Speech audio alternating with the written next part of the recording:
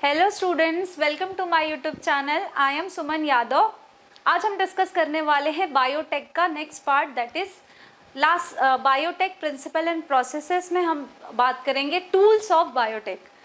Last class में हमने बात की थी about the definition of biotech. Basically biotech होता क्या है और उसमें कौन से प्रिंसिपल इन्वॉल्व है। तो बेसिकली हमने genetic engineering and bio process engineering दो पार्ट समझा था लास्ट क्लास में। आज हम बेसिकली टूल्स के बारे में डिस्कस करेंगे कि कौन कौन से टूल्स हमें लगते हैं, कौन कौन से हथियार, टूल्स मीन्स हथियार, कौन कौन से हथियार हमें चाहिए बायोटेक प्रोसेस करने के लिए। और ये पॉसिबल इन्हीं टूल्स की वजह से, ये बायोटेक प्रोसीजर जो जीन मॉडिफिकेशन का प्रोसीजर है, इसी की वजह से ये हो पाया है। Is it clear? सो सबसे पहले है, मैं आपको वो उसी एग्जाम्पल से आपको एक्सप्लेन करना चाहती हूँ जो हमने लास्ट क्लास में डिस्कस किया था कि हम क्या करते हैं। इंसुलिन जीन के बारे में बात करेंगे, ठीक है। इंसुलिन के लिए क्या किया जाता है, ह्यूमन सेल से, this is your human cell, human beta cell से डीएनए लिया जाता है, ठीक है। डीएनए लेकर फिर इससे इंसुलिन का जीन लिया जाता है ना। पूरे डीएनए में से, डीएनए आप जानते हो कि एक नॉर्मल ह्यूमन सेल में normally around 2 meters long length का डीएनए होता है। तो उसमें से हम एक छोटा सा जीन कट करेंगे जो कि इंसुलिन का जीन है, ठीक है। दूसरा हम क्या करते हैं, इसको हम ई कोलाई में ट्रांसफर करते हैं ताकि ई कोलाई अपने प्रोटीन के साथ साथ हमारा इंसुलिन जीन भी प्रोड्यूस करे, है ना। इंसुलिन जीन भी क्या करे, एक्सप्रेस करे मतलब इंसुलिन प्रोटीन बने। और जब जब ई कोलाई डिवाइड हो, एक सेल से 2 सेल बने, तब हमारे इंसुलिन जीन भी प्रोजेनी सेल में जाए। तो इसके लिए हमें एक मीडिएटर की जरूरत पड़ती है। जैसे इंसुलिन के केस की बात करें तो हमने इंसुलिन जीन को प्लाज्मिड के साथ इंटीग्रेट किया था, राइट।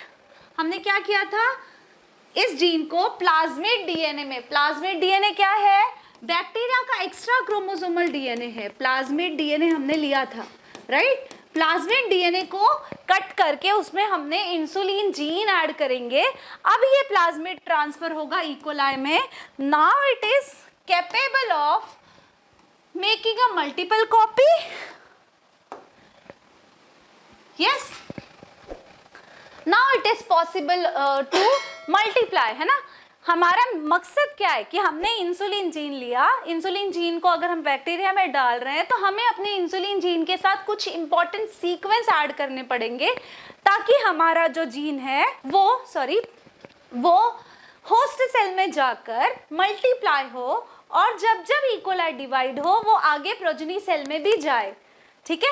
तो ये जो प्रोसीजर है ये पूरा कैसे होगा, इस चीज के लिए हमें एक मीडिएटर लगता है। जैसे कि हमने इस केस में प्लाज्मिड डीएनए यूज किया है। You know what is plasmid, हमने लास्ट क्लास में डिस्कस किया है। प्लाज्मिड क्या है, एक ई कोलाई में एक extra DNA, extra chromosomal DNA जो खुद से मल्टीप्लाई हो सकता है और वो बहुत सारी कॉपीज भी बना सकता है, जिसको बोलते हैं मल्टीपल क्लोन्स बना सकता है, ठीक है। सो बेसिकली हमें क्या करना है, एक ऑर्गेनिज्म का जीन हमें दूसरे ऑर्गेनिज्म में अगर डालना है तो हमें एक बीच में मीडिएटर लग रहा है ना। वो मीडिएटर को हम क्या बोलेंगे, वेक्टर, ठीक है। तो यहाँ पर जो प्लाज्मिड जो हमारा एक्ट कर रहा है, it is acting as a vector. तो हमारा क्लोनिंग वेक्टर एक क्या हुआ, एक टूल हुआ। हमें एक टूल की जरूरत है एक ऑर्गेनिज्म से जीन को दूसरे ऑर्गेनिज्म में ट्रांसफर करने के लिए, ठीक है। उससे पहले जो जीन हमें ट्रांसफर करना है, उसको ट्रांसफर करने के लिए हमें सबसे पहले तो पूरी लेंथ की जो डीएनए उसमें से उस जीन को कट करना पड़ेगा। वेरी इंपॉर्टेंट पॉइंट कि सबसे पहले हमें क्या करना है, जीन को कट करना है, वो भी स्पेसिफिक जीन जो हमें चाहिए। जैसे आप देखोगे, हमने इंसुलिन का जीन अगर कट करना है तो इंसुलिन जो बीटा सेल है ह्यूमन पेनक्रियास का बीटा सेल, उसमें बहुत सारे जीन्स होंगे ना, उस डीएनए में बहुत सारे, मतलब उसके इंपॉर्टेंट मल्टीपल जीन्स कोड करता होगा वो डीएनए। तो उसका लेंथ अराउंड देखेंगे, डीएनए का लेंथ 2 मीटर के अराउंड होता है। तो उसमें से हमें अपना छोटा सा जीन कट करना है जो इंसुलिन के लिए कोड करे। तो उसको कट करने के लिए वी नीड सम सीजर्स, है ना। जैसे रस्सी हो या थ्रेड हो, हमको कट करने के लिए सीजर्स लगते हैं। तो उसी तरीके से हमारे डीएनए को भी कट करना है, तो डीएनए को कट करने के लिए भी हमारे पास सीजर्स है। इसकी डिस्कवरी के बाद भी बायोटेक पॉसिबल, बाद ही जो बायोटेक प्रोसीजर है वो पॉसिबल हो पाया है। ये इंपॉर्टेंट, ये मैजिक सीजर कौन सा है? It is a restriction enzymes. ठीक है, सो ये मैजिक बात ये है कि ये रेस्ट्रिक्शन एंजाइम जो है एक ऑर्गेनिज्म से ही मिला है। ठीक है, इसके बारे में हमें डिटेल में पढ़ना है आज की क्लास में। ठीक है, तो पहला टूल क्या हुआ? मॉलिक्यूलर सीजर, जिससे हम अपना स्पेसिफिक जीन कट करेंगे। कैसे होता है, क्या प्रोसीजर है, किस तरीके से स्पेसिफिक जीन को कट कर सकता है, ये पॉसिबिलिटी, ये जो है इसके बारे में हमें डिटेल में आज पढ़ना है। ठीक है, दूसरा आपका जो टूल है that is important tool, that is cloning vector. Vector हमने अभी डिस्कस किया कि यहाँ पर जैसे एक जीन को हमने किसी सीक्वेंस के साथ कोड किया है, इस केस में अगर बैक्टीरिया की बात करें तो हमें प्लाज्मिड के साथ हम कोड करते हैं। ठीक है, so this is nothing but here plasmid is acting, a sequence is acting as a vector, क्योंकि हमें उसके साथ जोड़ना पड़ेगा ताकि हमारा जीन जो है वो अपनी मल्टीपल कॉपीज बना सके और वो अपने प्रोटीन को प्रोड्यूस कर सके। उसके लिए उसको कुछ सीक्वेंस चाहिए, वो सीक्वेंस कहाँ पे प्रेजेंट है?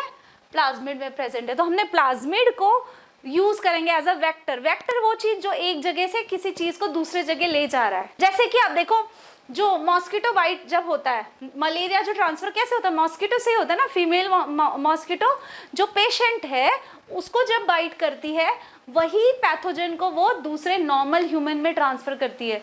तो यहाँ पे मॉस्किटो क्या कर रहा है? Mosquito is acting as a vector, क्योंकि वो पैथोजन को एक ह्यूमन से दूसरे ह्यूमन में ट्रांसफर कर रही है।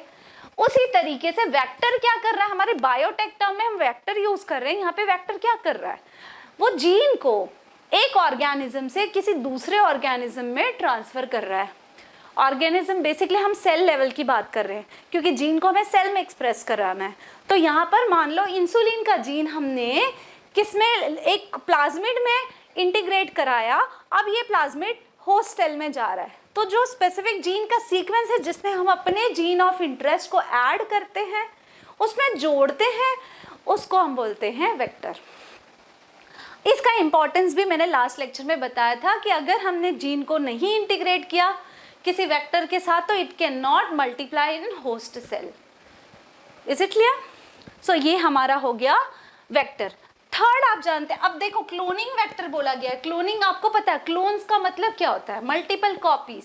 तो हमारा एम क्या है? हमारा जो जीन है उसकी मल्टीपल कॉपीज बने। तो हम ऐसा वेक्टर यूज करते हैं जो खुद डिवाइड हो सके, ऑटोमेटिक, है ना। तो ऑटोनॉमस रेप्लिकेशन होता है इसका, means it can replicate, self replicating DNA है ये। It is not dependent on the genome of the E coli. ये खुद से रेप्लिकेट हो सकता है, खुद से अपने मल्टीपल कॉपीज बना सकता है। इसलिए हम जो वेक्टर है इसको बोलेंगे क्लोनिंग वेक्टर, क्योंकि मल्टीपल क्लोन्स बना रहा है हमारे जीन ऑफ इंटरेस्ट के। अगला तुम्हारा है competent host. What is the meaning of competent host? अब देखो, कोई भी आप देखोगे जो वेक्टर हम यूज करते हैं ना, वो वेक्टर ऐसा यूज करते हैं कि वो एक पर्टिकुलर होस्ट के लिए स्पेसिफिक होता है। जैसे प्लाज्मिड है, प्लाज्मिड बैक्टीरिया में इजीली ट्रांसफर हो सकता है। तो यहाँ पर बैक्टीरिया का होस्ट कौन सा है? कौन रिसीव कर रहा है इस डीएनए को? इकोलाई, या यू कैन से बैक्टीरिया। उसी तरीके से एनिमल सेल्स या प्लांट सेल जो होस्ट है उसके लिए हमें उस तरीके का वेक्टर यूज करना पड़ेगा। तो ये दोनों का कॉम्बिनेशन एक्सपेरिमेंट करना पड़ता है कि कौन सा किस होस्ट में हमें अपने जीन को एक्सप्रेस कराना है।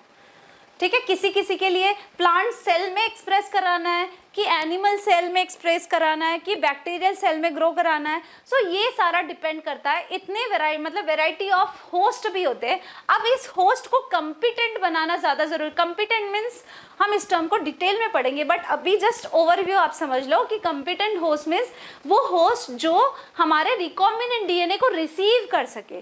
जैसे यहाँ पे बात करें तो ई कोलाई कॉम्पिटेंट होस्ट है। इसमें हम कुछ चेंजेस करेंगे कि ये इजिली प्लाज्मिड को रिसीव कर सके। ये रिसीव मतलब होस्ट सेल में मॉडिफिकेशन करेंगे ताकि वो इजीली एक्सेप्ट कर ले रिकॉम्बिनेंट डीएनए को। सो this is the third point कि किस तरीके से हम बेसिकली रिकॉम्बिनेंट डीएनए को होस्ट में डालते हैं और उसको कॉम्पिटेंट बनाते हैं ताकि वो रिसीव कर सके वेक्टर को जो डीएनए के साथ प्रेजेंट है। ठीक है। अब इस बेसिकली इस प्लाज्म, जैसे ये प्लाज्मिड एक वेक्टर है, ये वेक्टर अब कैसा बन गया, रिकॉम्बिनेंट वेक्टर भी हम इसको बोल सकते हैं, क्योंकि इसमें अपना जीन ऑफ इंटरेस्ट है। सो तीन इंपॉर्टेंट टूल जिसके बारे में डिस्कस करना है, that is first is your restriction enzyme, जो सीजर हमें चाहिए, जो कैंची चाहिए हमें कट करने के लिए डीएनए को। दूसरा क्लोनिंग वेक्टर, जिसमें हम अपना जीन ऑफ इंटरेस्ट ऐड करेंगे ताकि वो होस्ट सेल में जाए, और जो होस्ट सेल है जिसमें हमें अपने डीएनए को ट्रांसफर करना है, वो होस्ट तो रिसीव करने के लिए रेडी होना चाहिए, तो उस सेल में हम कुछ चेंजेस करके उसको कम्पिटेंट बनाएंगे। तो ऐसे होस्ट को हम बोलेंगे कम्पिटेंट होस्ट। होस्ट मतलब जिसमें हमने अपने जीन को ट्रांसफर करना है। जैसे इंसुलिन को हमें ई कोलाई में ट्रांसफर कर रहे हैं, तो ई कोलाई क्या बन गया, होस्ट सेल। ओके, सो अब देखोगे ई कोलाई में कुछ चेंजेस करते, that is the making it competent to receive some DNA, ठीक है। तो तीन टूल बायोटेक के कौन कौन से हैं? पहला क्या है, रेस्ट्रिक्शन एंजाइम, मॉलिक्यूलर सीजर, क्यों चाहिए, डीएनए को कट करने के लिए।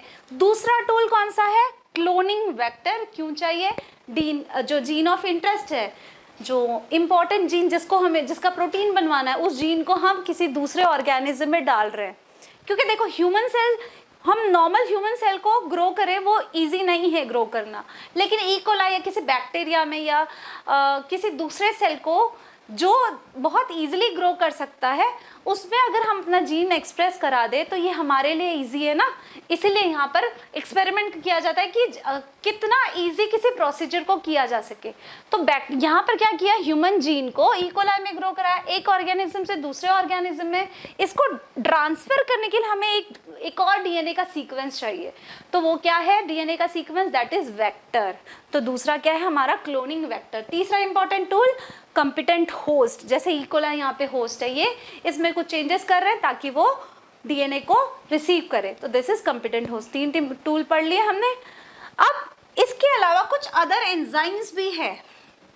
पहला जैसे डीएनए लाइगेज, डीएनए को जब हमने कट किया, इंसुलिन, ये मान लो पूरा डीएनए है, इसको जब हम कट करते हैं तो ये छोटा फ्रेगमेंट आ गया इंसुलिन का, और ये मान लो प्लाज्मिड है। जब प्लाज्मिड को कट करते हैं तो ये भी ओपन स्पेस हो गया इस तरीके से। अब इन दोनों को जोड़ने के लिए हमें एक एंजाइम लगता है, तो बेसिकली वो एंजाइम का नाम क्या है, डीएनए लाइगेज। ये डीएनए लाइगेज किसका काम करता है, ग्लू का काम करता है, जोड़ने के लिए। जैसे फेविकोल हम यूज करते हैं ना स्टिक करने के लिए, वैसे डीएनए के कटे हुए स्ट्रैंड को चिपकाने के लिए हमें क्या चाहिए, डीएनए लाइगेज। ओके, अगला इंपॉर्टेंट प्रोटीन है, दैट इज डीएनए पॉलीमरेज। अब ये डीएनए पॉलीमरेज, ये बेसिकली होस्ट सेल का ही यूज होगा।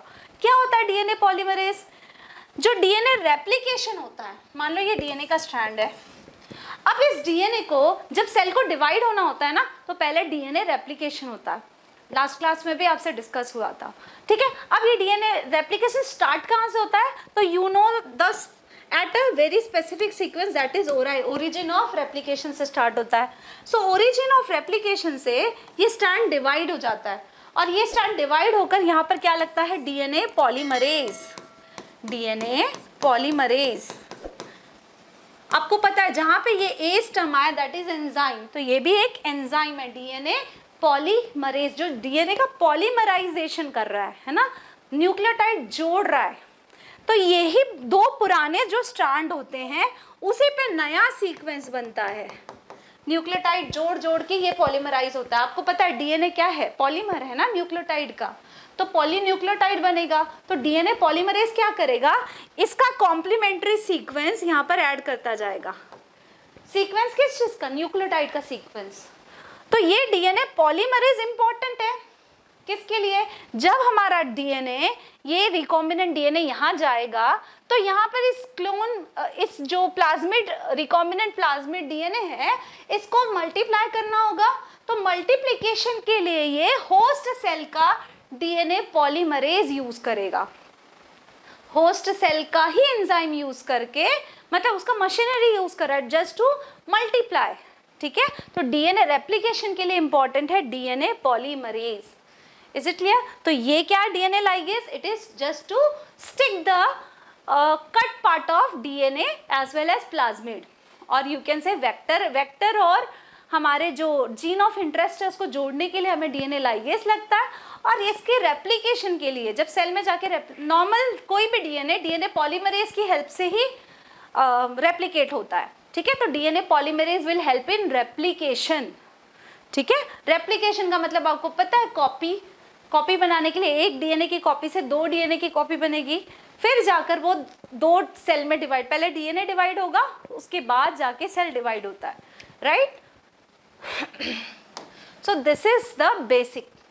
अब देखो यहाँ पे लास्ट टाइम हमने डिस्कस किया था कि जो स्टेनले कोहेन है एंड हर्बर्ट बॉयर, इन्होंने फर्स्ट टाइम रिकॉम्बिनेंट डीएनए बनाया।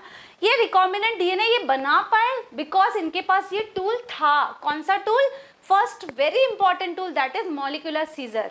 इनके पास वो कैची थी कि डीएनए को कट किया जा सकता है, तो रेस्ट्रिक्शन एंजाइम का ही यूज इन्होंने किया to cut that plasmid DNA, है ना। इन्होंने क्या किया था बेसिकली, इन्होंने प्लाज्मिड एक बैक्टीरिया का प्लाज्मिड कट किया था, और उसमें इसको मैं आपको एक्सप्लेन कर देती हूँ। ये हमने लास्ट टाइम डिस्कस किया था। इन्होंने क्या किया था, एंटीबायोटिक रेजिस्टेंट जीन कट किया था। तो ये कट करने के लिए इन्होंने जो टूल यूज किया था दैट वाज रेस्ट्रिक्शन एंजाइम, है ना। तो बेसिकली इन्होंने फर्स्ट टाइम रिकॉम्बिनेंट डीएनए बनाया था, एंटीबायोटिक रेजिस्टेंट जीन एक प्लाज्मिड से कट करके दूसरे प्लाज्मिड में इन्होंने जोड़ा था। तो इन्होंने फर्स्ट टाइम क्या किया, ये टूल्स का यूज किया, रेस्ट्रिक्शन एंजाइम से कट किया, प्लाज्मिड को भी कट किया और जीन ऑफ इंटरेस्ट को भी कट किया, और फिर उनको जोड़ा किसकी हेल्प से, स्टिक किसकी हेल्प से किया, डीएनए लाइगेज की हेल्प से, ठीक है। फिर उसको एक सेल किसी तीसरे सेल में ट्रांसफर किया। तो यहाँ पे ये क्या है, this is acting as a vector, this is acting as a host, and ये कट करने के लिए क्या यूज किया है, रेस्ट्रिक्शन एंजाइम। तो 3 इंपॉर्टेंट टूल आपको समझ गया। तो इसी टूल की डिस्कवरी की वजह से ही ये जो है ये रिकॉम्बिनेंट डीएनए बना पाए, ठीक है। तो यहाँ पर इस पैराग्राफ में आपको यही एक्सप्लेन किया है। नाउ द फाइनली कंक्लूड कर देते हैं कि what are the 3 basic step of genetic modifying organism.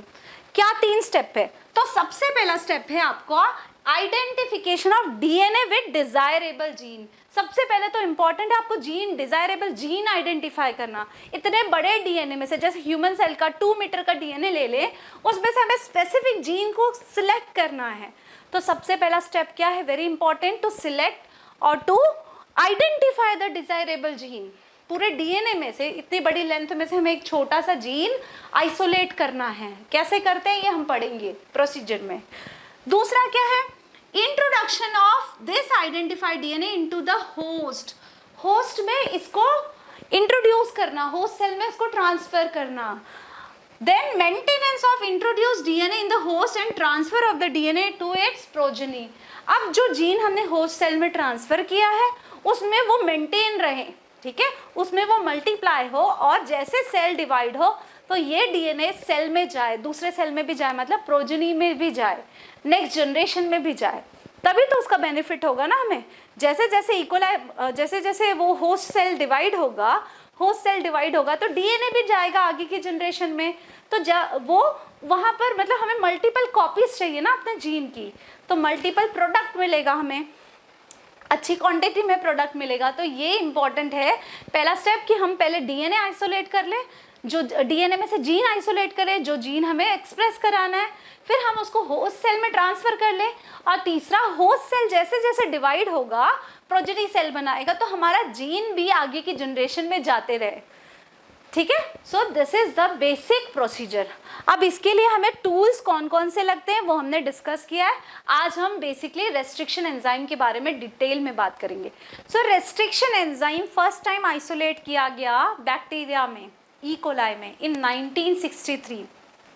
उस समय देखा गया कि जब ई कोलाई बैक्टीरियोफाज के प्रेजेंस में majority of E coli survive कर पा रहे हैं, ठीक है। सो ये क्यों पॉसिबल हुआ? तो उन ई कोलाई में जो सर्वाइव कर पा रहे हैं उनमें 2 तरीके के एंजाइम पाए गए, ठीक है, जिसको रेस्ट्रिक्शन एंजाइम बोला गया, ठीक है। तो कौन से 2 एंजाइम्स थे? पहला एंजाइम था मिथाइलेज, ठीक है, और दूसरा एंजाइम था रेस्ट्रिक्शन एंडोन्यूक्लियस, न्यूक्लियस, ठीक है। तो वो बैक्टीरिया जो बैक्टीरियोफाज के प्रेजेंस में सरवाइव कर पा रहे, बैक्टीरियोफाज क्या है, वायरस है बैक्टीरिया का जो इकोलाई को या बैक्टीरिया को इन्फेक्ट करता है, ठीक है। तो उसके प्रेजेंस में they are able to survive, मतलब वो वायरस क्या हो रहा है, किल हो जा रहा है, बट बैक्टीरिया सरवाइव कर रहा है। तो उसके लिए उस बैक्टीरिया में दो तरीके के एंजाइम पाए गए जो इसके लिए रिस्पॉन्सिबल है उसको डिफेंस प्रोवाइड करने में। इन एंजाइम को बोला गया रेस्ट्रिक्शन एंजाइम्स, ठीक है। क्या एप्लीकेशन है, किस तरीके से ये रेस्ट्रिक्ट करते हैं? तो पहला है मिथाइलेज।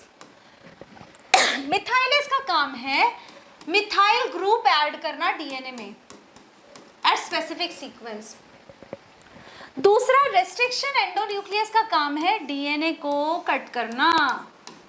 न्यूक्लियस क्या होता है, ase means enzyme, nuclease means nucleic acid को कट करना। बेसिकली न्यूक्लियोटाइड जो, what is DNA, polymer, polynucleotide है ना, न्यूक्लियोटाइड का पॉलीमर है, तो न्यूक्लियोटाइड के सीक्वेंस को कट करना। सो इट इज रेस्ट्रिक्शन एंडोन्यूक्लियस। मैं आपको बताऊंगी व्हाट इज एंडोन्यूक्लियस और एक्सोन्यूक्लियस। सो बेसिकली न्यूक्लियो, बस आपको ये याद रखना है कि ये डीएनए को कट कर रहा है, जेनेटिक मटेरियल को कट कर रहा है। So basically the name is restriction endonuclease. ये कैसे फंक्शन करता है? तो जो बैक्टीरिया है, ये बैक्टीरिया मान लो इकोलाई है, तो इकोलाई का ये खुद का डीएनए है, डबल स्ट्रैंडेड डीएनए है। जब बैक्टीरियोफाज का मोड ऑफ एक्शन क्या है, बैक्टीरियोफाज बाइंड करता है इसको, फिर इसका जो डीएनए है वो ट्रांसफर कर देता है। डीएनए किसी और से कलर से बना देती हूँ, दिस इज डीएनए और RNA, which ever the genetic material of virus very करता है ना, आरएनए भी हो सकता है, डीएनए भी हो सकता है। तो ये अपना जो जेनेटिक मटेरियल है वो पहले बैक्टीरिया में ट्रांसफर करेगा, फिर ये जो जीन है वो इसमें इंटीग्रेट होकर अपने प्रोटीन्स बनाता है वायरस। इस तरीके का इसका एक्शन होता है। लेकिन जो बेसिकली जो ये दो एंजाइम प्रोड्यूस करे जो बैक्टीरिया, उसमें ये वायरस ग्रो नहीं कर पाता, वो इस इकोलाई को हार्म नहीं कर पाता। किस तरीके से इसकी ग्रोथ को रेस्ट्रिक्ट करता है बैक्टीरिया? ये क्या करता है, ये कुछ प्रोटीन, जैसे अभी डिस्कस किया कि ये कुछ प्रोटीन प्रोड्यूस करता है ना, इसके साइटोप्लाज्म में प्रेजेंट होता है रेस्ट्रिक्शन एंडोन्यूक्लियस, ठीक है। ये क्या करेगा, this is nothing but a seizure. ये क्या करता है, इस डीएनए के को कट करके इसके छोटे छोटे फ्रेगमेंट्स बना देता है, छोटे छोटे फ्रेगमेंट्स बना देता है। अब ये छोटे फ्रेगमेंट्स ये काम के नहीं, ये इंटीग्रेट होकर ये मल्टीप्लाई नहीं हो सकते, तो इसका कुछ जो बैक्टीरियल डीएनए है या बैक्टीरिया है उसका कोई हार्म नहीं होता, उसको ये वायरस कुछ नहीं कर सकता, क्योंकि ये क्या कर रहा है, उसके जेनेटिक मटेरियल को। बेसिकली जब वायरस का मोड ऑफ एक्शन क्या है, वो सेल के अंदर, बैक्टीरियोफाज क्या करता है, अपना डीएनए सेल के अंदर ट्रांसफर कर देता है, और वो डीएनए फिर इंटीग्रेट हो जाता है अपने होस्ट डीएनए के साथ, और उसके साथ मल्टीप्लाई करके अपने प्रोटीन बनाता है, जो कि नया वायरस बनता है, और वो वायरस बर्स्ट, उस सेल को बर्स्ट करके बाहर निकलता है, दूसरे सेल में जाता है। तो ये इसका मोड ऑफ एक्शन होता है। तो इसको ये प्रिवेंट कैसे करता है, ये एक एंजाइम, एक सीजर छोड़ रहा है। सीजर मीन्स मॉलिक्यूलर सीजर क्या, रेस्ट्रिक्शन एंडोन्यूक्लियस, रेस्ट्रिक्शन एंजाइम है। ये क्या करता है, ये restriction enzyme, it will cut the DNA at specific site, जिसको हम बोलेंगे रिकॉग्निशन साइट।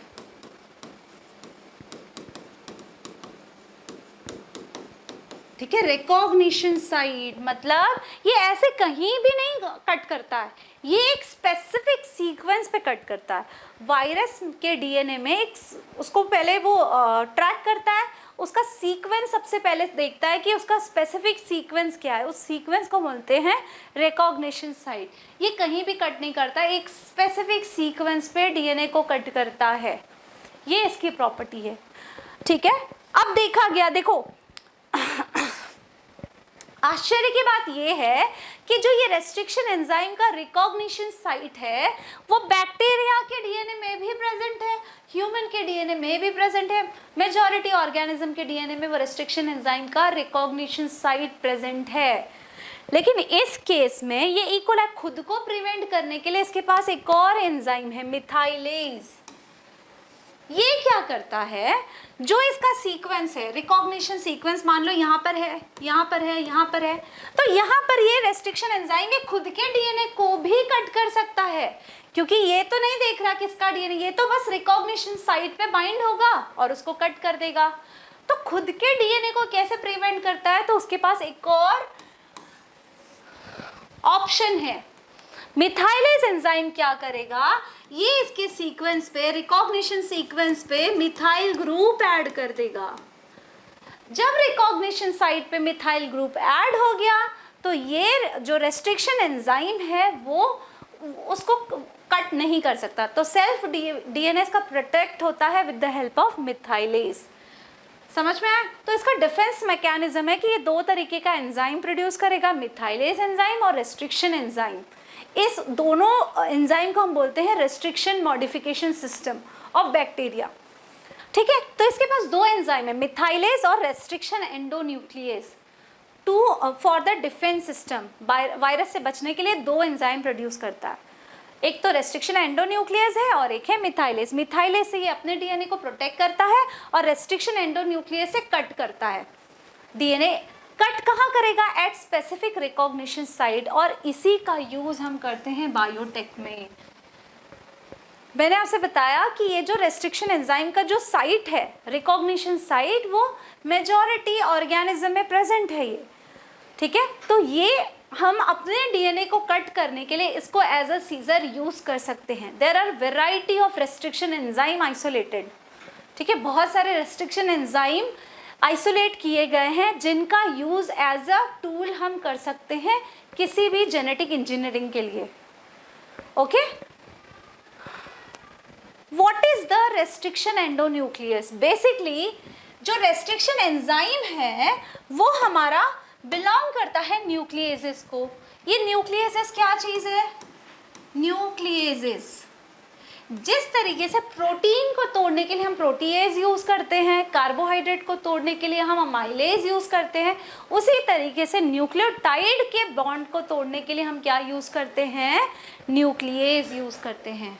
ठीक है, जो मल्टीपल जो पॉली न्यूक्लियोटाइड है ना डीएनए, तो उसको तोड़ने के लिए जो एंजाइम यूज करते हैं उसको बोलते हैं न्यूक्लियस। ये डीएनए भी हो सकते हैं, डीएनएज भी हो सकते हैं, आरएनएज भी हो सकते हैं। ठीक है, ओके।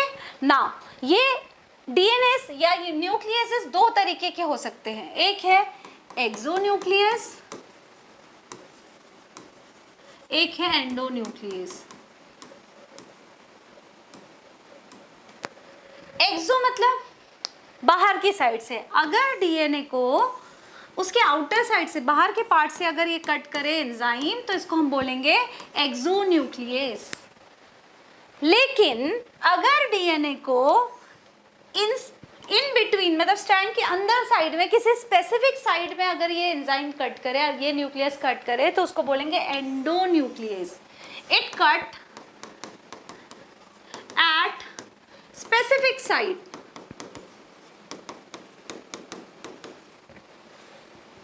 From inside. डीएनए के अंदर से, इंटरनल साइड से, मतलब आप समझ रहे हो, साइड से नहीं कट करना, दो एक्सट्रीम से नहीं कट करना। अगर दो एक्सट्रीम से कट हो रहा है तो इट इज एक्सोन्यूक्लियस। लेकिन इन बिटवीन अगर डीएनए को कट कर रहा है, जैसे अभी हमने देखा कि जो रेस्ट्रिक्शन एंजाइम है वो अंदर एक स्पेसिफिक सीक्वेंस पे कट करता है, रिकॉग्निशन सीक्वेंस पे कट करता है, तो ये किस तरीके का एंजाइम है? It is endonuclease. So restriction enzyme belongs to a nucleases. Which kind of nucleases? Endonucleases. Is it clear? अब इसका नेमिंग कैसे होता है? अब अगर आप एग्जांपल देखो रेस्ट्रिक्शन एंजाइम के, तो ये इसके नाम कैसे होते हैं? बेसिकली आप देखोगे eco R1, बैम H1, eco R5, ठीक है, हिंड2, हिंड3, इस तरीके के एंजाइम के नाम होते हैं। तो हमें नॉमेनक्लेचर पढ़ना है कि ये नाम कैसे होता है, किस तरीके से नेमिंग की जाती है, ठीक है। तो पहला एग्जांपल हम देखते हैं, इको R1। तो इको R1 को आइसोलेट किया गया फ्रॉम एस्चेरिचिया कोलाई RY13, ठीक है। तो नेमिंग कैसे करेंगे, जो फर्स्ट लेटर है E belongs to genus, then CO belongs to species, second जो लेटर है, second 2 letter it belongs to species, then जो थर्ड लेटर है वो स्ट्रेन है। स्ट्रेन मतलब एक ही स्पीशीज की वैरायटी होती है, उसमें थोड़े जीन मॉडिफिकेशन होते हैं कुछ, तो उससे मल्टीपल स्ट्रेन्स हो सकते हैं। नॉर्मली प्रोकैरियोट्स में बहुत सारे स्ट्रेन्स होते हैं। तो स्ट्रेन मतलब एक ही स्पीशीज है, इकोलाई है, लेकिन उसमें कुछ मॉडिफिकेशन है, कुछ अलग एडिशनल वेराइटीज हैं, तो उससे उसके नाम को हम स्ट्रेन्स दे देते हैं, उसको बोल देते हैं कि it is strains of E coli. तो स्ट्रेन का ये RY स्ट्रेन है, तो उसका इनिशियल लिया हुआ है। देन नेक्स्ट जो नंबर है 1, तो 1 नंबर इज इस स्ट्रेन से, बैक्टीरिया के इस स्ट्रेन से, मतलब इकोलाई RY13 से जो पहली बार रेस्ट्रिक्शन एंजाइम आइसोलेट किया गया उसका नाम है इको R1। अगर सेकेंड टाइम जो एंजाइम आइसोलेट, जिस टाइप का एंजाइम आएगा, मतलब not other enzyme, I am talking about the restriction enzyme, अगर सेकेंड रेस्ट्रिक्शन एंजाइम आया तो that will be your Eco R2। तो ये it is the order in which enzymes were isolated from that strain. Is it clear? So Eco R1 में E initial क्या है, उसका genus है, देन को उसका species, then third letter from strain, और नंबर क्या है, जिस ऑर्डर में वो आइसोलेट हुआ है उस ऑर्गेनिज्म से, उस स्ट्रेन से। दूसरा एग्जाम्पल अगर ले तो हिंड2 मतलब सेकेंड टाइम ये आइसोलेट हुआ, पहला एंजाइम दूसरा है जो आइसोलेट हुआ, दूसरा एंजाइम ये दूसरी बार आइसोलेट हुआ है। तो इससे आपको समझ में आता है कि एक बैक्टीरिया का स्ट्रेन बहुत सारे एंजाइम बना सकता है, मल्टीपल रेस्ट्रिक्शन एंजाइम बना सकता है, ठीक है। सो फर्स्ट जो it is hind belongs to Haemophilus influenzae RD। तो यहाँ पर आप देख सकते हो कि H belongs to Haemophilus, then IN belongs to your influenzae और D belongs to the strain, और सेकेंड टाइम आइसोलेट हुआ है इसलिए हम इसको बोलते हैं हिंड2। अब इसमें एक कन्फ्यूजन ये हो जाता है कि NCERT में it is mention and it is true also कि हिंड2 जो है वो फर्स्ट रेस्ट्रिक्शन एंडोन्यूक्लियस बोला गया है। नाम तो सेकेंड है, मतलब ये सेकेंड टाइम आइसोलेट हुआ है, लेकिन इसको फर्स्ट रेस्ट्रिक्शन एंजाइम इसलिए बोला गया है क्योंकि ये पहली बार डिस्कवर हुआ था। ये फर्स्ट रेस्ट्रिक्शन एंजाइम है जो डिस्कवर हुआ था, कौन सा, हिंड2। तो it is first restriction endonucleases, but it is discovered, but ये बाद में आइसोलेट हुआ, मतलब इससे पहला आइसोलेट होने वाले एंजाइम का नाम हमने क्या दे दिया, हिंड1। हिंड2, ये हिंड2 सेकेंड टाइम आइसोलेट हुआ, इसका ऑर्डर सेकेंड है इसलिए हमने हिंड2 बोल दिया, लेकिन हिंड2 आइसोलेट बाद में हुआ बट डिस्कवर पहले हो गया था, इसलिए इसका नाम है हिंड2।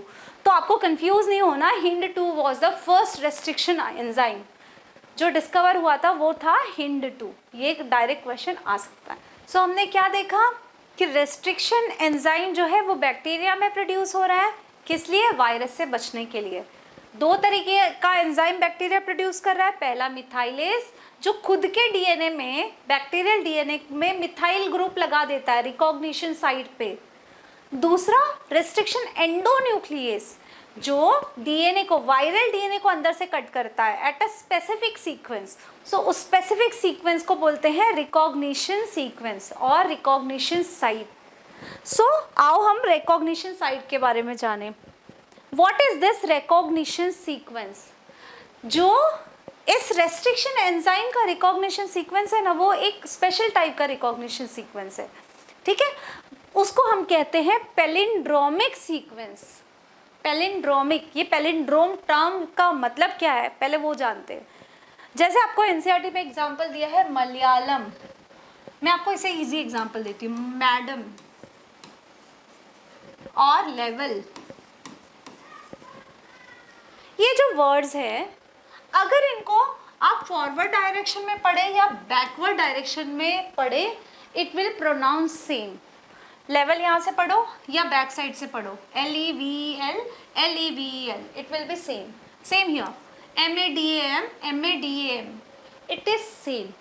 सो ऐसे वर्ड्स को हम बोलते हैं पैलिंड्रोम्स, पैलिंड्रोम्स,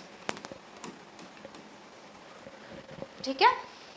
तो जो रेस्ट्रिक्शन एंडोन्यूक्लियस का जो सीक्वेंस होता है ना डीएनए में, वो मोस्टली पैलिंड्रोम्स होता है, ठीक है। ये कुछ स्पेसिफिक्स, जैसे एग्जांपल ले हम इको R1, ठीक है, इको R1, इसका जो रेस्ट्रिक्शन सीक्वेंस है, ये सीक्वेंस आपको याद करना है क्योंकि आपके एनसीईआरटी में दिया हुआ है। इट इज GAA TTC, ठीक है, 5 प्राइम टू 3 प्राइम। उसी तरीके से दूसरा सीक्वेंस है आपका CTTAAG।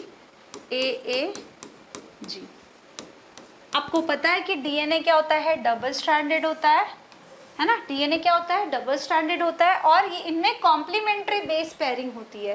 तो एक स्ट्रैंड जो होता है वो 5 प्राइम टू 3 प्राइम होता है और दूसरा 3 प्राइम टू 5 प्राइम होता है। अगर आपको नहीं भी पता है, ये नहीं समझ में आया, हम मॉलिक्यूलर बेसिस ऑफ इनहेरिटेंस इसको डिटेल में सीखेंगे, ठीक है। तो यहाँ पर मान लो एक है ए, हमने जो सीक्वेंस लिया वही यहाँ पर देखेंगे।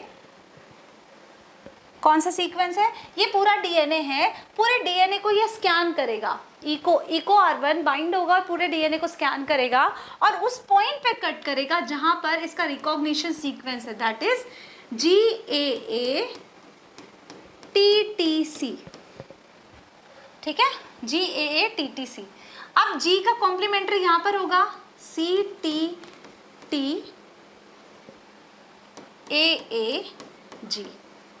ठीक है।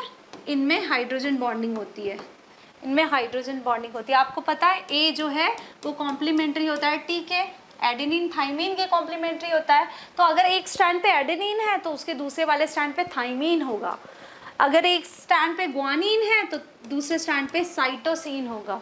इसी तरीके की बाइंडिंग होगी क्योंकि इनमें अफेक्शन है, इनमें हाइड्रोजन बॉन्डिंग होती है, ठीक है, कॉम्प्लीमेंट्री बेस पेयरिंग बोलते हैं इसको। तो दो स्ट्रैंड एक दूसरे से जुड़े हैं with the help of this complementary base pairing, ठीक है। क्योंकि A जो है वो T से ही बाइंड हो सकता है, या यू कैन से T जो है वो A से ही बाइंड हो सकता है, G जो है वो C से ही हाइड्रोजन बॉन्ड बनाता है। तो ये इसकी वजह से कॉम्प्लीमेंट्री बेस पेयरिंग की वजह से दो स्ट्रैंड जो है वो जुड़े होते हैं। तो डीएनए हमारा डबल स्ट्रैंडेड डीएनए होता है and it is anti parallel. एक का डायरेक्शन होता है 5 प्राइम टू 3 प्राइम डायरेक्शन और दूसरा का होता है 3 प्राइम टू 5 प्राइम, ठीक है। तो अब हम जब डीएनए में पैलिंड्रोमिक सीक्वेंस देखते हैं ना, तो हम सीक्वेंस इस तरीके से नहीं पढ़ेंगे कि GAA TTC है तो यहाँ से भी हमें सेम होना चाहिए। हम दो स्ट्रैंड की बात करेंगे। जब मान लो मैंने डायरेक्शन पढ़ा 5 प्राइम टू 3 प्राइम डायरेक्शन में रीड किया, एक स्ट्रैंड पे जब 5 प्राइम टू 3 प्राइम डायरेक्शन में रीड करूंगी तो दूसरे स्ट्रैंड पे भी मुझे 5 प्राइम टू 3 प्राइम डायरेक्शन में ही रीड करना है। So it will show a palindrome sequence. मतलब जब आप 5 प्राइम टू 3 प्राइम एक स्ट्रैंड पे पढ़ेंगे और दूसरे स्ट्रैंड पे पढ़ेंगे तो सीक्वेंस विल बी सेम। जैसे आप देख रहे हो यहाँ पर, अगर हमने 5 प्राइम टू 3 प्राइम देखा, यहाँ पर देखते हैं the sequence is GAA TTC, है ना, GAA TTC। जब हम दूसरे स्टैंड पे देख रहे हैं तो हम 5 प्राइम टू 3 प्राइम डायरेक्शन में देखेंगे। So sequence is GAA TTC। So it is the recognition site of Eco R1। इसी तरीके से दूसरे जो एंजाइम्स है, रेस्ट्रिक्शन एंजाइम है, उनके भी इसी तरीके से सीक्वेंस होते हैं, पैलिंड्रोमिक सीक्वेंस जिसको बोलते हैं, जिसको हम दोनों स्ट्रैंड पे एक ही डायरेक्शन में जब रीड करें तो it will be same sequence. Is it clear? So ऐसे सीक्वेंस जो है वो क्या है, recognition site of or restriction endonuclease. तो पूरे डीएनए में, मान लो ये पूरा डीएनए है, ठीक है, पूरे डीएनए में जो हमारा रेस्ट्रिक्शन एंजाइम है इको R1, अभी एग्जांपल ले रही हूँ इको R1, कोई दूसरा एंजाइम भी हो सकता है। तो ये इको R1 जो एंजाइम हम यूज करेंगे, बेसिकली हमें काम क्या करना है इसका, रेस्ट्रिक्शन एंजाइम का। इस रेस्ट्रिक्शन एंजाइम से, जैसा सीजर होता है, सीजर तो किसी भी पार्ट को कट कर सकता है ना, रस्सी के किसी भी पार्ट को कट कर सकता है, लेकिन ये जो रेस्ट्रिक्शन एंजाइम है ये स्पेसिफिक साइट पे कट कर रहा है। EcoR1 ने अगर ये सीक्वेंस नहीं मिला तो वो नहीं कट करेगा, लेकिन ऐसे सीक्वेंस सब जगह प्रेजेंट होते हैं डीएनए में। तो ये बेसिकली ये क्या करेगा, स्पेसिफिक सीक्वेंस पे कट करेगा। यहाँ पर प्रेजेंट है GAATTC, तो वो इस यहाँ पर बाइंड होगा और G और A के बीच में कट करेगा। इस पे मैं आपको डिटेल में आगे पढ़ाती हूँ। सो बेसिकली ऐसा सीक्वेंस जो इसका जो स्पेशलिटी है रेस्ट्रिक्शन एंडोन्यूक्लियस का, तो it will recognise a palindromic sequence. ठीक है, सो इसका यूज हम कैसे कर सकते हैं, आपको पता है कि हमें क्या चाहिए, बेसिकली हमें अपने डीएनए को कट करना है। तो मल्टीपल रेस्ट्रिक्शन एंजाइम अवेलेबल है, उस रेस्ट्रिक्शन एंजाइम से हमें सिलेक्ट करना होगा कि कौन सा रेस्ट्रिक्शन एंजाइम हमारे जीन ऑफ इंटरेस्ट के आसपास कट कर रहा है। आप समझ गए हो कि जो ये रेस्ट्रिक्शन एंजाइम है वो स्पेसिफिक साइट पे कट करता है, जिसको हम बोलते हैं पैलिंड्रोमिक सीक्वेंस। तो इसका बेनिफिट क्या है, हम इसको अपने लिए यूज कैसे कर सकते हैं, क्योंकि ये रेस्ट्रिक्शन एंजाइम रैंडमली नहीं कट करता। तो ऐसा अगर रैंडमली करता हो तो जीन को भी कट कर सकता है ना हमारे, बट ये एक स्पेसिफिक पैलिंड्रोमिक सीक्वेंस पे कट करता है, जो कि मोस्टली जीन के लिए कोड नहीं करते। तो ऐसे पार्ट पे अगर ये कट करेगा तो हम इसका यूज कर सकते हैं as a cutter to cut our DNA, और चेक कर सकते हैं कि किस रेस्ट्रिक्शन एंजाइम को यूज करने से हमारा जीन ऑफ इंटरेस्ट मिल रहा है। ठीक है, तो ऐसे रेस्ट्रिक्शन एंजाइम को यूज किया जाता है टू कट द डीएनए। ठीक है, अब देखो इस डीएनए को you can see the example of EcoR1। ये EcoR1 है, EcoR1 का यूज किया गया है वेक्टर डीएनए को कट करने के लिए और फॉरेन डीएनए को भी कट करने के लिए। ठीक है, दोनों जो डीएनए है उसको हम सेम, इसका मेन इंपॉर्टेंट पॉइंट ये है कि जब हमें मेन क्या करना है, डीएनए को पहले तो एक ऑर्गेनिज्म से कट कर उसको वेक्टर के साथ जोड़ना है। तो हम क्या करेंगे, वेक्टर को भी उसी एंजाइम से कट करेंगे जिस एंजाइम से हमने अपने फॉरेन डीएनए को कट किया या जीन ऑफ इंटरेस्ट को कट किया है। तो जब डीएनए को हम दोनों वेक्टर और डीएनए दोनों को हम जो कट करेंगे वो सेम रेस्ट्रिक्शन एंजाइम होगा, सेम रेस्ट्रिक्शन एंजाइम। मान लो यहाँ पर कौन सा है, EcoR1, EcoR1। ठीक है, सेम रेस्ट्रिक्शन एंजाइम से कट करने पे हमें क्या मिलता है, सेम तरीके का same sticky ends. Sticky ends क्या होता है, ये स्टिकी एंड्स जिस तरीके के यहाँ से आपको दिखाया गया है, मैं आपको ये वापस डायग्राम बना के दिखा देती हूँ। मान लो वेक्टर डीएनए है, ये वेक्टर डीएनए दिया हुआ है, दिस इज वेक्टर डीएनए। ठीक है, वेक्टर डीएनए में ये सीक्वेंस है GAATTC। ठीक है, दूसरा सीक्वेंस क्या है, CTTAAG। This is your vector DNA, है ना, वेक्टर डीएनए। अब देखो ये पूरा डीएनए है, ये पूरा डीएनए है, इस तरीके से डीएनए होगा, लेकिन एक छोटे से पार्ट को जहाँ पे अपना सीक्वेंस है उसको बताया गया है। तो EcoR1 से जब हम इसको कट कराएंगे तो ये पूरा स्कैन करेगा और ये इस साइड पे कट करेगा। कहाँ पर कट करेगा, ये G और A के बीच में कट करता है। आपको ये भी याद रखना है कि ये कौन से न्यूक्लियोटाइड के पास कट करता है, तो G और A के पास कट करता है। हम ऐसे ही रेस्ट्रिक्शन एंजाइम का यूज करते हैं जो रिकॉग्निशन के साइट के आसपास ही, सेंटर के आसपास कट करे।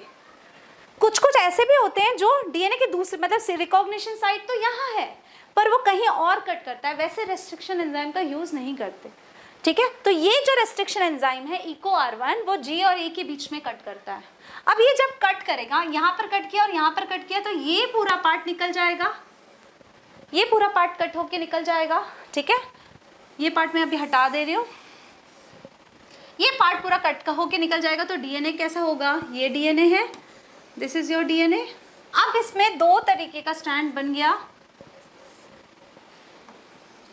है ना, ये डीएनए है।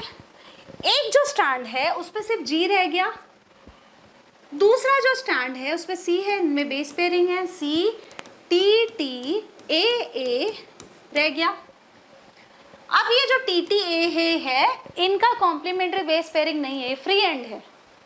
इसका मतलब ये ट्राई करेंगे, क्योंकि ये मतलब इनमें हाइड्रोजन बॉन्डिंग नहीं है ना, कॉम्प्लीमेंट्री बेस पेयरिंग नहीं है, तो ये they are reactive, they will easily go and adhere to their complementary nucleotide.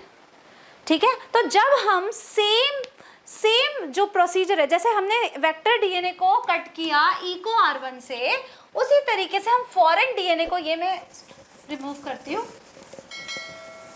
उसी तरीके से हम क्या करेंगे, हम फॉरेन डीएनए को भी, मान लो ये हमारा फॉरेन डीएनए है, जीन ऑफ इंटरेस्ट है, किसी दूसरे ऑर्गेनिज्म का डीएनए है, उसमें से हमें एक जीन चाहिए, इंपॉर्टेंट जीन चाहिए, तो हम उसको भी कट किससे कराएंगे, इसी रेस्ट्रिक्शन एंजाइम से। तो ये जब कट होगा, ये मान लो सीक्वेंस है, ये डीएनए का स्ट्रैंड है, हमारा फॉरेन डीएनए है, तो एक स्ट्रैंड में क्या है, GAATTC, सेम सीक्वेंस में ये बाइंड करता है GAATTC, CTTAAG, है ना। अब ये जो रिकॉग्निशन साइट है, ये रिकॉग्निशन साइट रेस्ट्रिक्शन एंजाइम का है, इको R1 का है, ये कट करेगा यहाँ पर और यहाँ पर, बनेगा क्या, स्टिकी एंड। अब ये पार्ट जब यहाँ कट करेगा तो ये पूरा पार्ट रिमूव हो जाएगा, है ना, ये पूरा पार्ट रिमूव हो जाएगा, इतना पार्ट ये पूरा अलग हो जाएगा। तो सीक्वेंस कैसा होगा, कुछ ऐसा, CTT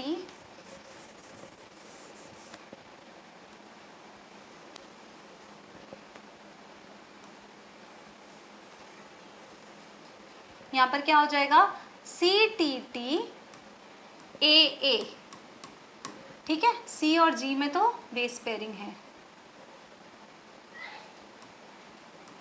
इस तरीके से C और G में तो बेस पेयरिंग है, ये इसका फ्री एंड बन गया। अब ये फ्री एंड देखो, A इसके कॉम्प्लीमेंट्री है, ये इसके कॉम्प्लीमेंट्री है, तो ये और ये स्टिकी एंड को जब हम एक साथ रिएक्ट करेंगे तो ये दोनों बाइंड हो जाएंगे, ठीक है, ये दोनों बाइंड हो जाएंगे। इसको बाइंड कराने के लिए हमें यूज करना पड़ेगा डीएनए लाइगेज।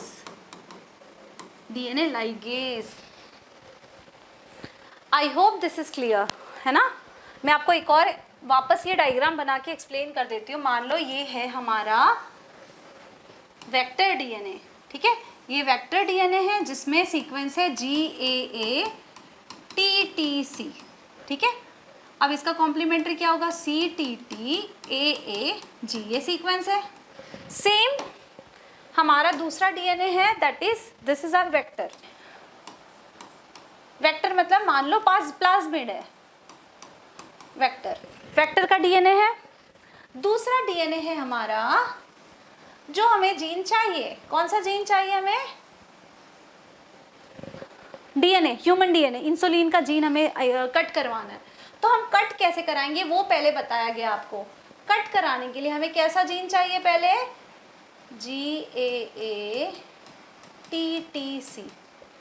CTTAAG, ये इसका सीक्वेंस है। तो इको R1 क्या करेगा, ये पूरे डीएनए को स्कैन करेगा, फिर इस सीक्वेंस में वो बाइंड हो जाएगा और उसको यहाँ से कट कर देगा, ठीक है।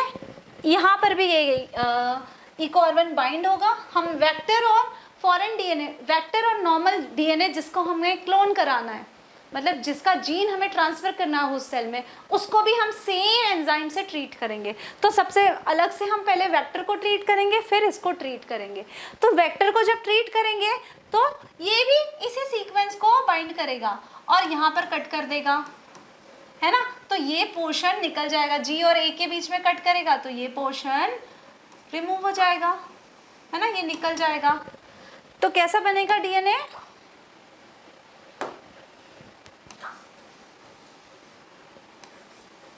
ऐसा बनेगा। यहाँ पर G रह जाएगा, यहाँ पे CTTAA रह जाएगा, ठीक है।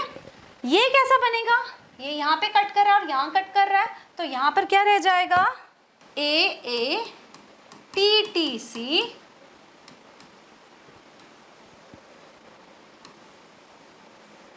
तरीके का सीक्वेंस रह जाएगा, ठीक है। अब देखो ये जो पोर्शन है और ये जो पोर्शन है, इनमें कॉम्प्लीमेंट्री बेस पेयरिंग हो सकती है ना, ये दोनों एक दूसरे के कॉम्प्लीमेंट्री हैं। क्योंकि हमने एक रेस्ट्रिक्शन एंजाइम से कट किया है तो इनमें एफिशिएंसी है बाइंड होने की, बिकॉज दे आर कॉम्प्लीमेंट्री। तो न्यूक्लियोटाइड में ये स्पेसिफिक होता है, दे शुड कॉम्प्लीमेंट्री, तभी वो दो स्ट्रैंड के जो न्यूक्लियोटाइड है वो कनेक्टेड है with the help of complementary base pairing. तो यहाँ पर ये दोनों एक दूसरे के कॉम्प्लीमेंट्री है। इस तरीके के एंड को हम बोलते हैं स्टिकी एंड्स, ठीक है। तो ये स्टिकी एंड्स बना रहे हैं क्योंकि ये एक फ्री एंड बना रहे हैं। बेसिकली डीएनए का स्ट्रैंड कैसे होता है, दोनों स्ट्रैंड जो होता है, ये डीएनए है, मैं नॉर्मल बनाती हूँ, ये दो डीएनए है, दोनों में कॉम्प्लीमेंट्री बेस पेयरिंग होती है, ठीक है, दोनों में कॉम्प्लीमेंट्री बेस पेयरिंग होती है। लेकिन यहाँ पर स्टिकी एंड्स मीन्स यहाँ पर एक एंड ऐसा हो रहा है जिसमें कोई डीएनए, कोई कॉम्प्लीमेंट्री बेस पेयरिंग नहीं है, फ्री एंड है। तो ऐसे एंड को हम बोलते हैं स्टिकी एंड्स, क्योंकि ये इजीली दूसरे स्टैंड से, कॉम्प्लीमेंट्री स्टैंड से बाइंड कर सकते हैं। तो ऐसे एंड को स्टिकी एंड्स बोलते हैं। तो कुछ कुछ रेस्ट्रिक्शन एंजाइम स्टिकी एंड्स बनाते हैं, कुछ कुछ ब्लंट एंड बनाते हैं। तो आपको ब्लंट एंड भी टर्म आना चाहिए, ठीक है। सो कुछ कुछ ब्लंट एंड भी बनाते हैं।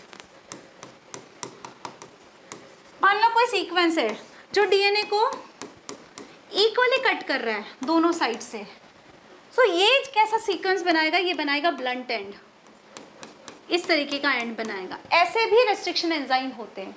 जैसे आपका एग्जांपल है, इसका एग्जांपल है आपका हिंड 2 या eco RV R5।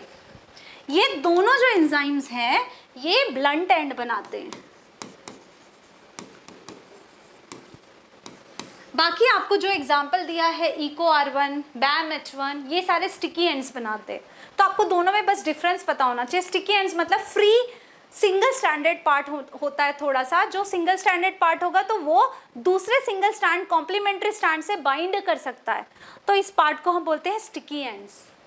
Is it clear? तो हमारा प्रोसीजर क्या है, बेसिकली यहाँ पर वेक्टर डीएनए को हम कट करेंगे with the help of restriction enzyme, और सेम रेस्ट्रिक्शन एंजाइम को हम फॉरेन डीएनए को भी कट कराएंगे, ठीक है। इससे क्या होगा, दोनों के स्टिकी एंड्स बनेंगे, कॉम्प्लीमेंट्री बेस पेयरिंग पॉसिबल होगा। फिर इन दोनों स्टिकी एंड्स को हम जोड़ देंगे with the help of DNA ligase. अब जो डीएनए बनेगा that will B recombinant DNA. Is it clear? तो इस टेक्निक का हम यूज़ करते हैं, ये ऑलरेडी नेचुरल प्रोसेस है जिसका हम यूज़ कर रहे हैं अपने प्रोसीजर के लिए, जेनेटिक इंजीनियरिंग के लिए, ठीक है। सो हम टेक्स्ट बुक में से देख लेते हैं कि हमने क्या क्या डिस्कस किया है। So here tools of recombinant DNA technology. DNA technology can be accomplished only if we have a tools. कौन कौन से टूल्स होने चाहिए हमारे पास?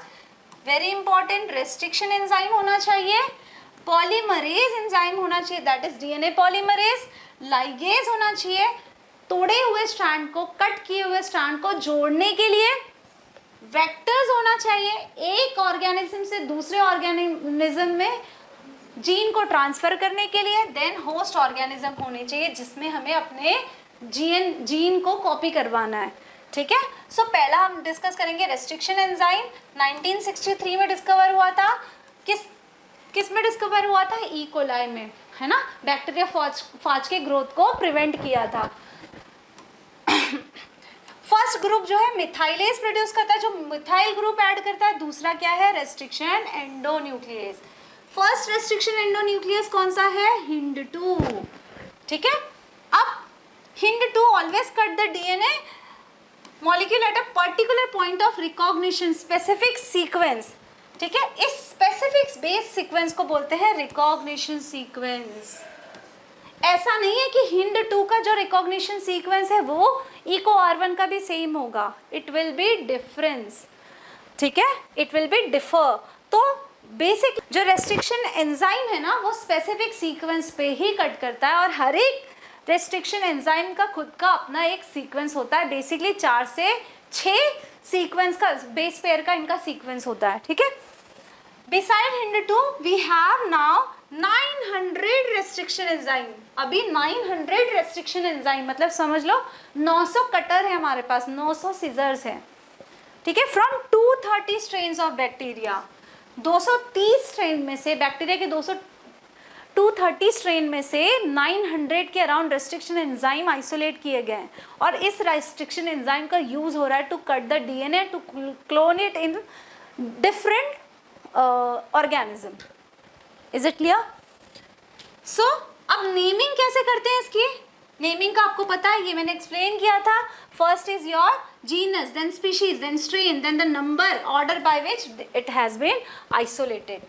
अब ये जो है रेस्ट्रिक्शन एंजाइम जो है, ये भी मैंने डिस्कस किया है कि it belongs to a class of your nucleases.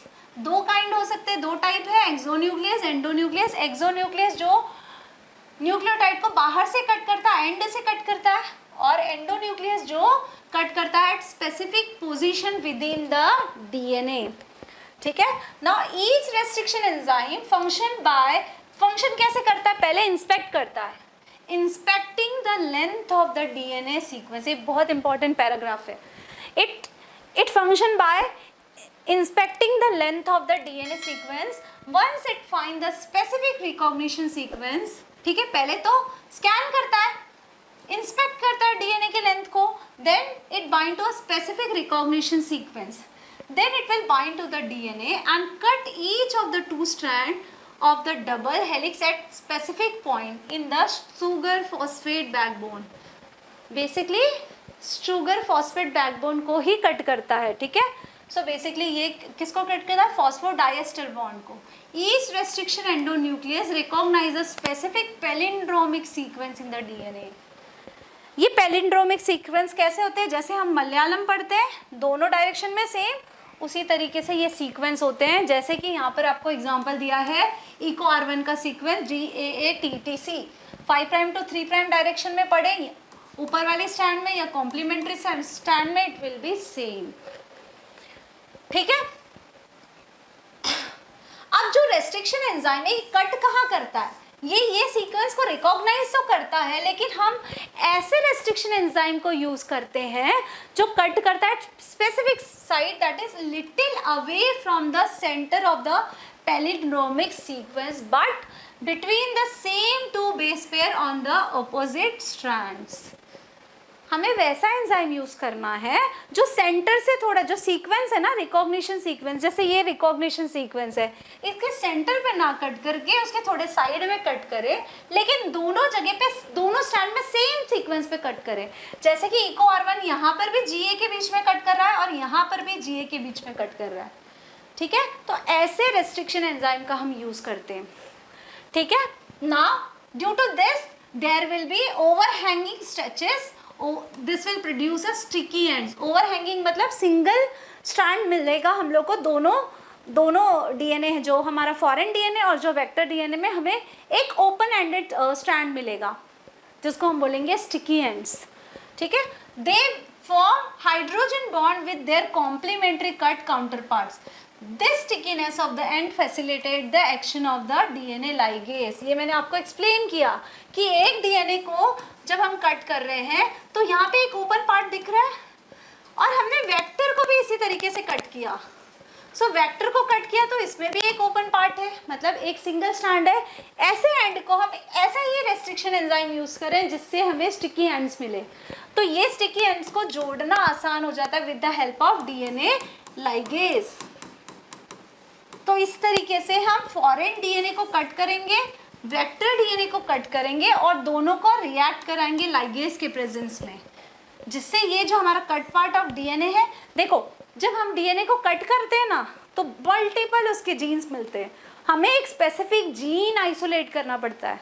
इसका स्टेप हम प्रोसीजर में पढ़ेंगे, किस तरीके से हमें स्पेसिफिक जीन को आइसोलेट करते हैं, ठीक है। अभी बस ये समझो कि हमने प्रोसीजर कैसे करना है, कौन सा टूल यूज़ करना है। तो रेस्ट्रिक्शन एंजाइम की हेल्प से हम कट कर रहे हैं फॉरेन जीन को और हमारे वेक्टर को, फिर इन दोनों को हम लाइगेस से जोड़ रहे हैं।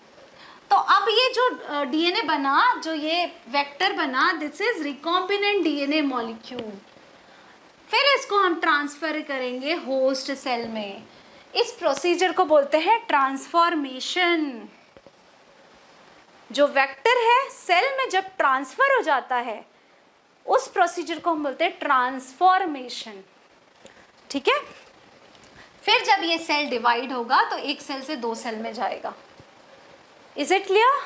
सो बेसिकली हमने रेस्ट्रिक्शन एंजाइम का यूज किया है स्टिकी एंड्स बनाने के लिए।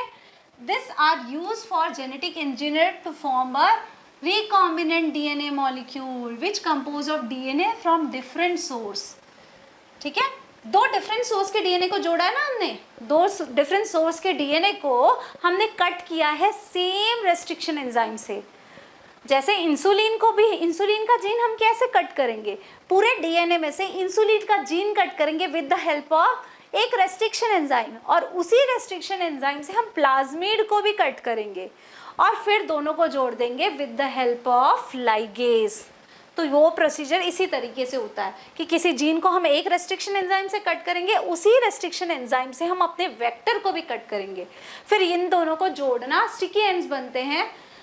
किसी किसी केस में ब्लंट एंड भी बनते हैं, उनको भी जोड़ा जाता है, बट आपको स्टिकी एंड्स याद रखने हैं। तो स्टिकी एंड्स से कट करके स्टिकी एंड्स बनाकर उनको जोड़ा जाता है with the help of DNA ligase. ये स्टिकी एंड्स क्या है? हैंगिंग एंड, मतलब पूरा का पूरा पार्ट डीएनए का डबल स्ट्रैंडेड है, लेकिन जहाँ पर कट हुआ है वहाँ पे छोटा सा सिंगल स्ट्रैंड है ना। वो सिंगल स्ट्रैंड क्या है? बेसिकली वो कॉम्प्लीमेंट्री है ना, तो दूसरे स्ट्रैंड वो ढूंढेगा कि उसका कॉम्प्लीमेंट्री बेस पेयर मिले, तो जहाँ पे उसको अपना कॉम्प्लीमेंट्री बेस पेयर मिलेगा वो वहाँ से जुड़ जाएगा।